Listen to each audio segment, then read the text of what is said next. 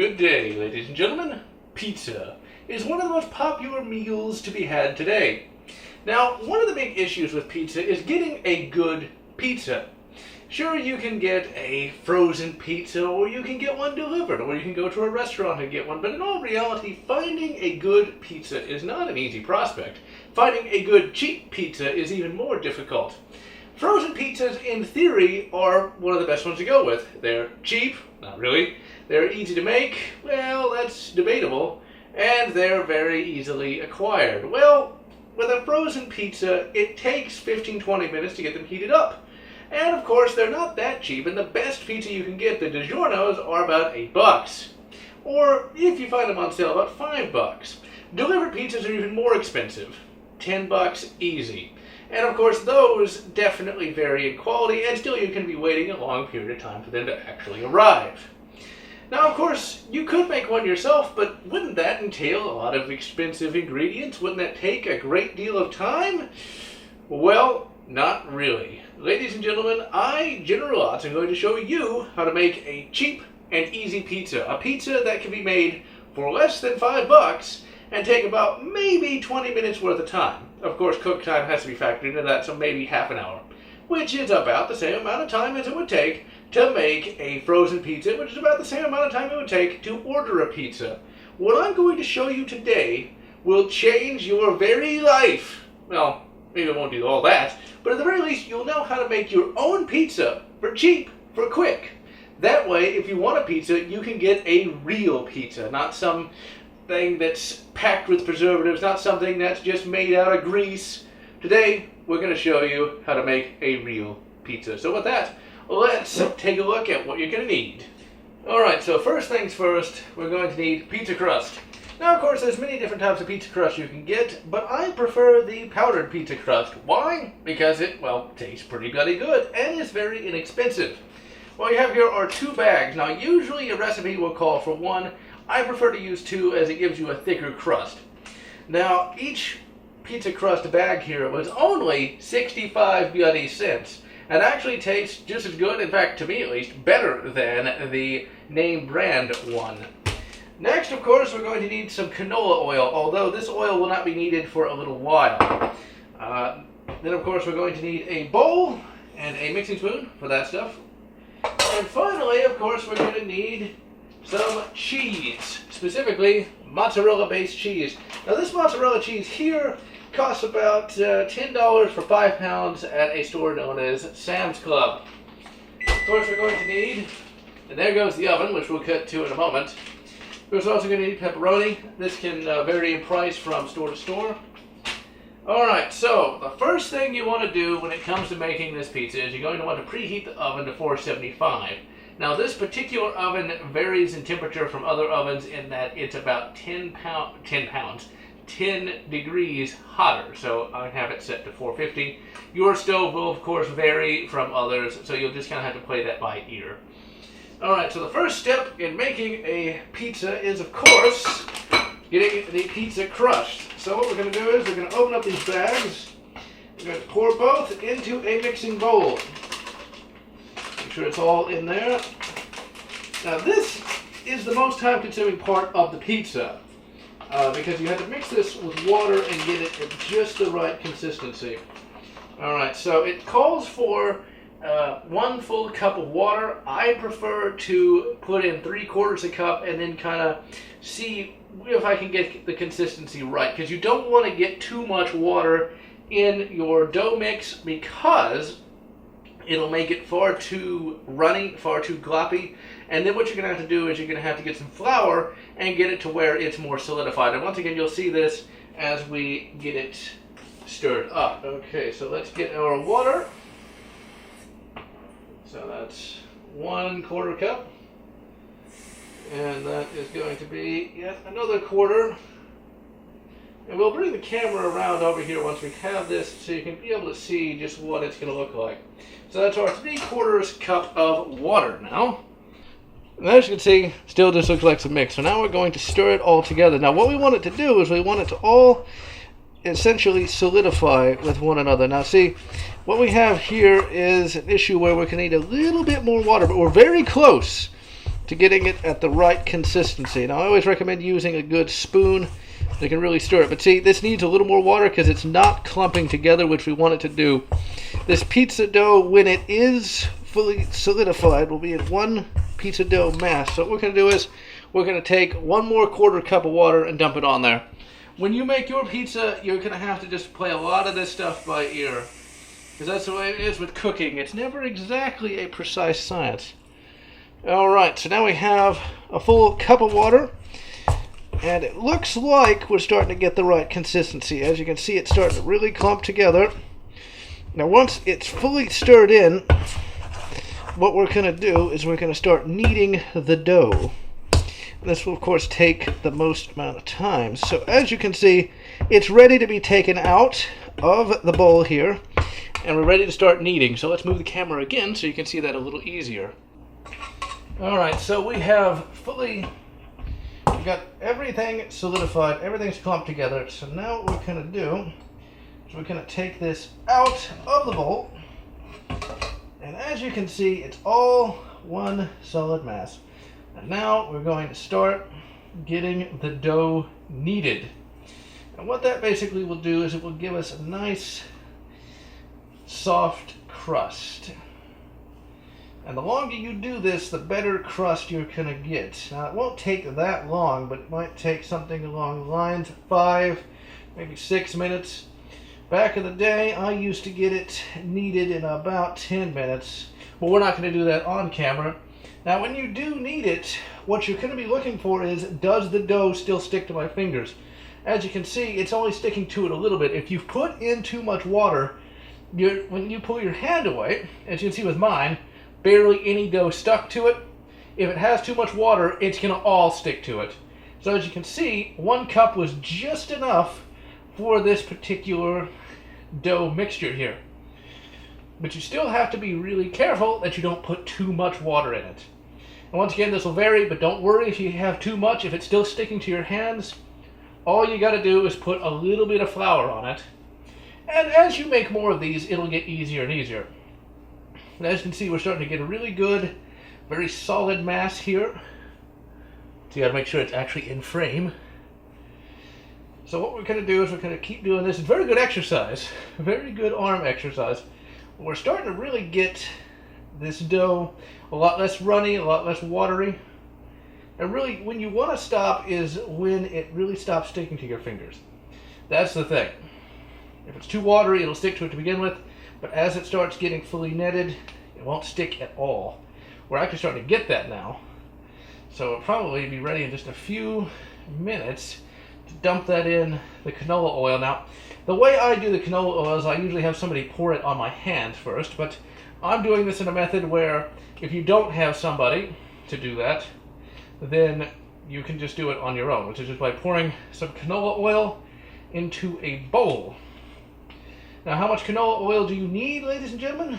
Just 1 or maybe 2 capfuls. It's just, once again, dependent on how the actual mixture is going.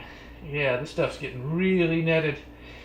See, looks a lot different from how it did initially. I think some dough escaped and I just stepped on it, which is always gross. Alright, this feels, once again, it's going to also be where it feels. It's got to feel solid. It has this very special feel to it. And I guess I need to try to think of how to explain that. It needs to be, well, the less sticky it feels, the more ready it is. And this is starting to not feel sticky at all. So the less sticky it is, the better. Now it's still going to be a little sticky. That's why you got the canola oil. But as you can see, this is barely sticking to my hand now. Let's get that stuff off of there real quick. Yeah, we're almost there. Alright, so as you can see, it's a lot more solid, a lot less sticky. It's not sticking to me hardly at all now. Alright, so what we're going to do is we're going to take our big wad of dough here. Well, first what we want to do, and I just realized I probably needed to bring this over here before I got dough on my hands, but we'll bring it over here anyway. There's our pizza pan. Alright, so we're going to put this in the canola oil bowl. And we're going to just get canola oil all on that dough. And want all that canola oil on there because what that's going to do is that's going to solidify it even further. Alright, so we got canola oil all over it. As you can see, it's nice and sloppy and goopy and all that. And that is going to keep it nice and solid so we'll be able to spread it. So then what we do, I think I might have put a little too much on there, but ultimately that's not really going to matter much because we just wanted it to where it isn't sticky at all. Alright, so we take that and we just slam it down on there like so. And that's when we start really spreading it out. Now there are many different ways to actually spread this out. You can do it traditionally where it's all nice and even, but we're not going to do that. We're going to be doing this my way. Essentially, I discovered this a while back. Essentially, I'm going to have the interior of the crust be really, really thick, but have the exterior be really, really thin. Because I kind of like thin crust and I like thick crust both. So I'm kind of doing a best of the both worlds kind of thing here. Alright, so now what we do is we press it all around there, like so. Now, if it's not able to be spread, then you know you did not have enough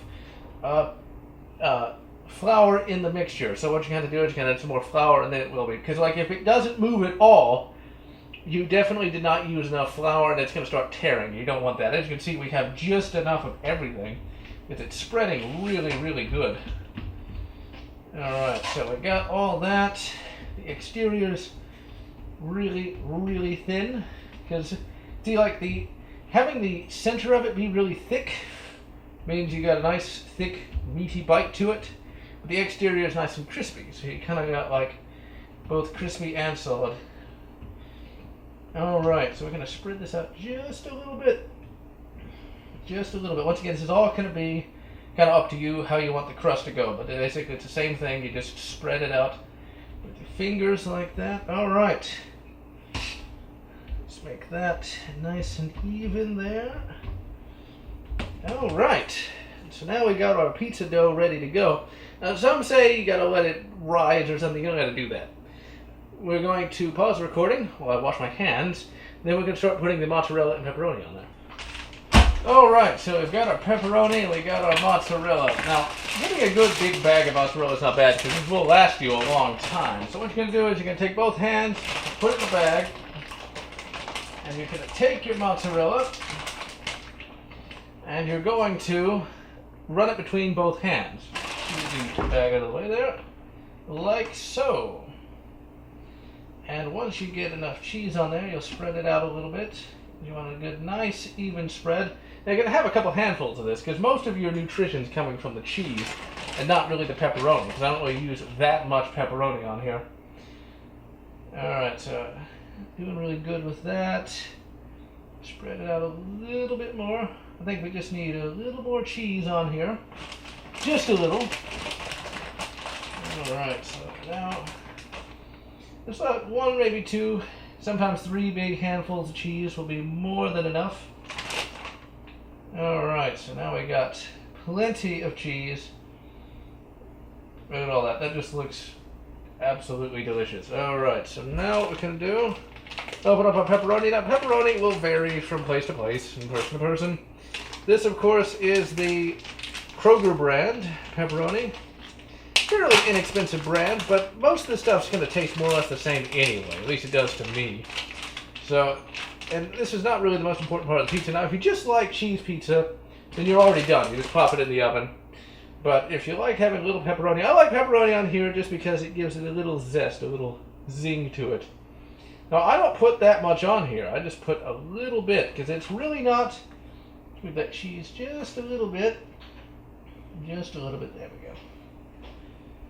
Spread that out a little bit more.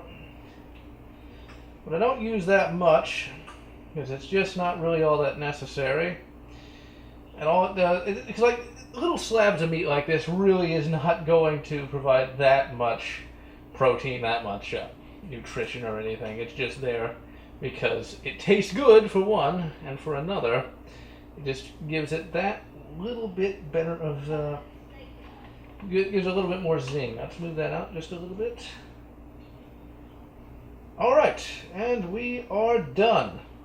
Now, it's not supposed to look all that fancy or orderly or anything like that. This is a homemade pizza, so it's supposed to look a little rough, because that's the whole best part of it. So now what we're going to do, we're going to put it in our preheated oven, and we are going to let this cook for, now once again, all this is going to vary based on what kind of oven you have. I'm going to set it for 14 minutes, but you're going to still need to check from time to time and make sure it's not burning. And what you're going to be looking for is how brown the pizza itself is. And you'll see it once we're done. So now, let's wait for 14 minutes and see just what we got. Now, while our pizza is cooking, there's one element that I have not addressed yet. Now, you might be thinking, General Lotz, did you not miss an important aspect of pizza creation? Well, no, I didn't. I personally do not use pizza sauce on my pizza. Now, I might think, well, General, that it's not a pizza. Well, see, here's the thing. Pizza sauce I find to be entirely superfluous. Mainly because most of the time you don't taste it, and if you do, then that means whoever's preparing that pizza put way too much pizza sauce on the pizza. Now, of course, pizza recipes vary from region to region, but my personal favorite pizzas have very little pizza sauce or no pizza sauce. And so as I have made more and more pizzas, and as I've kind of perfected this little General Lotz pizza recipe, I just deleted the pizza sauce entirely, finding it was a wasted step, a wasted resource, and something that was just completely unnecessary anyway, and I personally prefer pizza without it entirely. Now, one other good aspect of this kind of pizza is the fact that it has very little cleanup. What we're going to have once it's finished is a pizza vastly superior to any store-bought pizza you're going to find, and just about any delivery pizza you're going to get, especially for the price that it's going to cost you to make this particular pizza.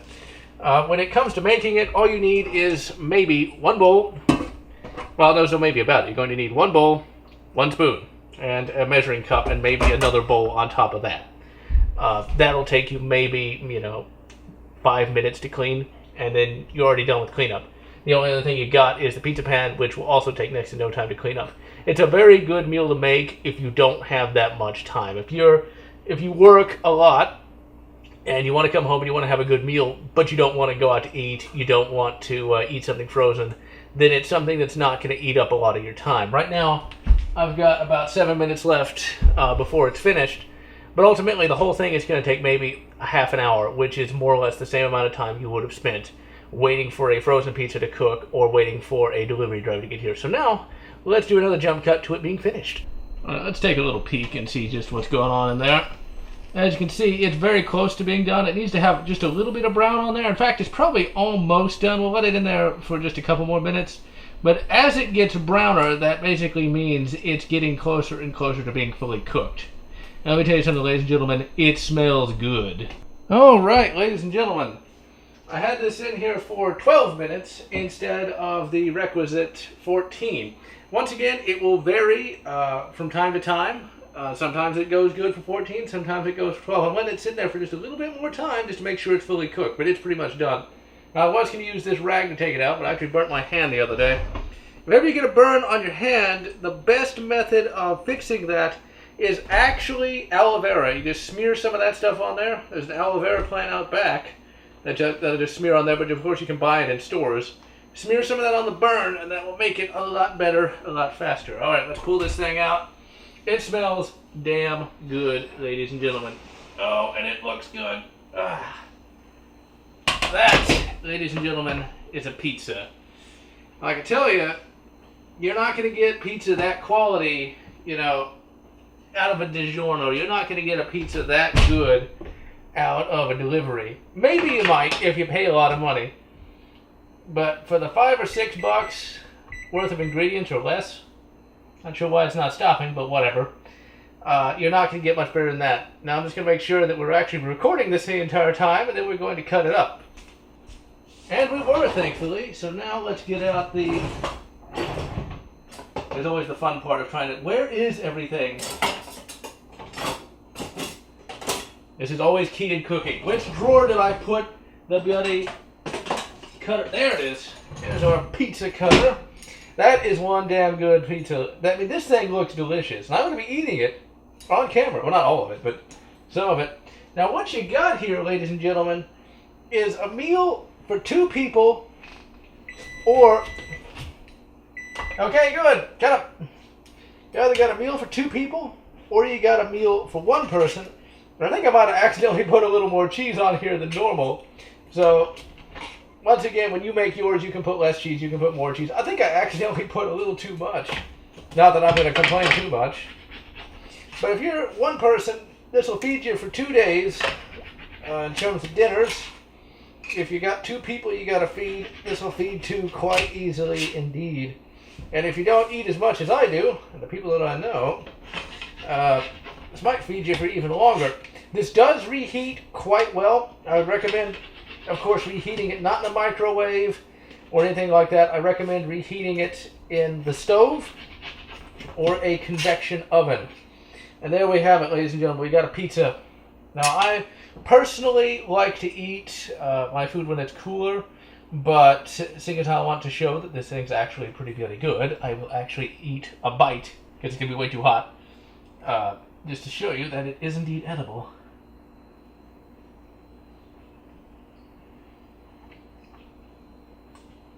And that, ladies and gentlemen, is a damn good piece of pizza. The thing is, the crust at the very front is very soft. The cheese is just... I don't know how to really explain how that cheese tastes. Actually, I'm going to eat another piece.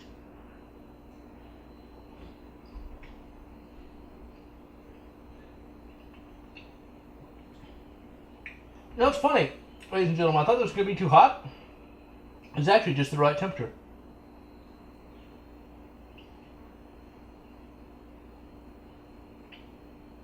A brand new show. Let's eat.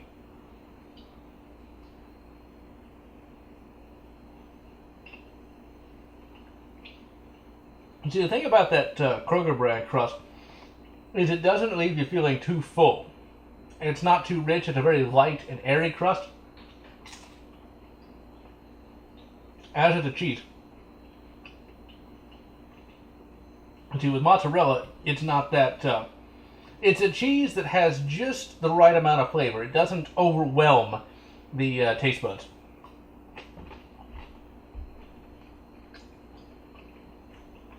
Ultimately, though, this pizza took no time to make and was absolutely delicious, which is why I didn't even intend to eat the entire piece. I was just hungry, and it was really well good. So let's move the camera again and wrap it up. So as you can see, ladies and gentlemen, making a pizza is not hard. It's cheap, it's quick, it's delicious, and it's not nearly as unhealthy as a grease-filled delivery pizza would be. It's not nearly as unhealthy as a preservative-filled frozen pizza would be. It is excellent. It's just one of the best meals you can make for the amount of time that you spend. Now, if you are living alone and don't like to cook, that doesn't take a lot of time, and you're going to get a superior product if you just spend a little bit of time. If you live with a bunch of people, then just make a pizza, or teach the various people that you live with how to make a pizza, and just alternate between who makes it and who doesn't. Ultimately, pizzas are delicious, and you can make one in next to no time for next to no money. And so, I am General Lotz, wishing you good pizza, or whatever makes you happy. If you enjoyed my review of this pizza, please consider subscribing. If you can, please consider supporting me on Patreon so that I can continue to bring you these great reviews.